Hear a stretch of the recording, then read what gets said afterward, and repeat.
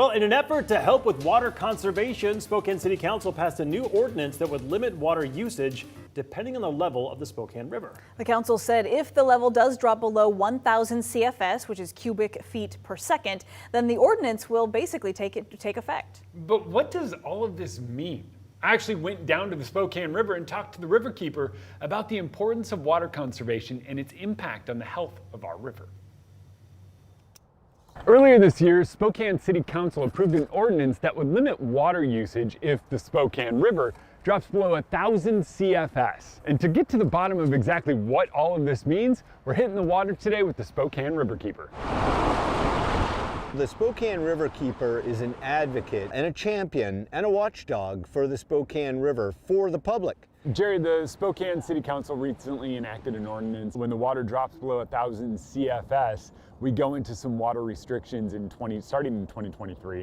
What does 1,000 CFS mean and look like on the river? CFS stands for cubic foot per second. And that's the way river flows are measured. A cubic foot per second is about a droplet of water the size of a basketball. If you imagine 1,000 of those flowing past one point on the shore in a second, that's 1,000 cubic feet per second. In 2015, we had an epic drought. What happened is we got very little water in the river from Coeur d'Alene Lake, and we're depending on all these aquifer flows for our river flow. We could actually watch that river flow drop when we were pumping really hard on the river, and then actually rise back up again when city pumping rates declined.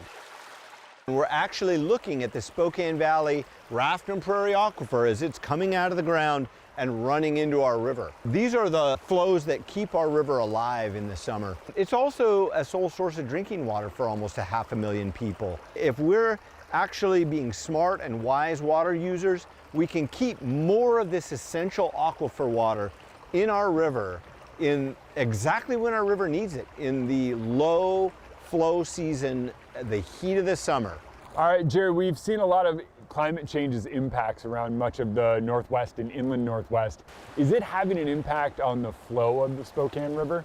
Our river really depends on a huge thick snowpack in the mountains of Idaho. We're a snow-based system, and that's like money in the bank when we have that snowpack up high in the mountains. What we're watching is at the margins of the season in the spring, we get much warmer springs. That snow comes out in huge pulses early in the year, even in February.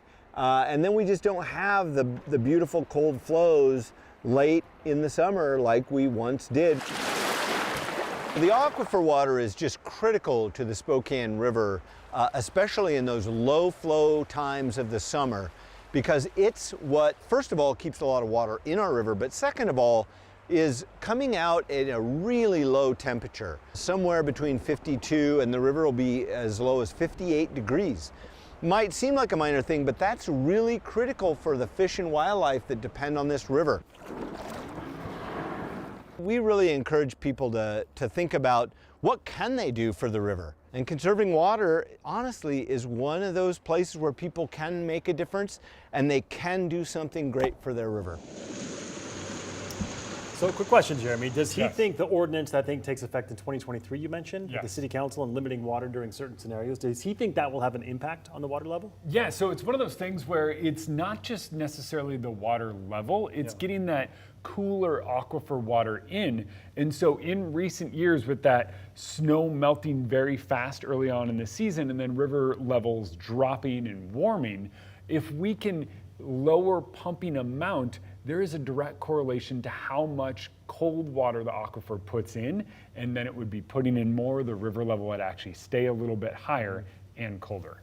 This is all really interesting. I think people out there might be surprised to be hearing all of this because there's that perception out there that we just have endless amounts of water, no matter what we do around here. Yeah, I've heard it from some people who I think know a lot about around here and living around here, and I respect what they know about our region. And to find out that that's not necessarily the case is kind of eye-opening. And I think it's something that a lot of us have just kind of thought was the case over the years. And so now it's going, hey, if we know this isn't the case, we have to start thinking about water in a different way, maybe similarly to how other places with similar, we call it a Mediterranean climate. You get all your water in one part of the year and then kind of dry out in another. If that's our new pattern, we have to start thinking in more of that light. Very interesting, Jeremy. Good story. Thank you very much.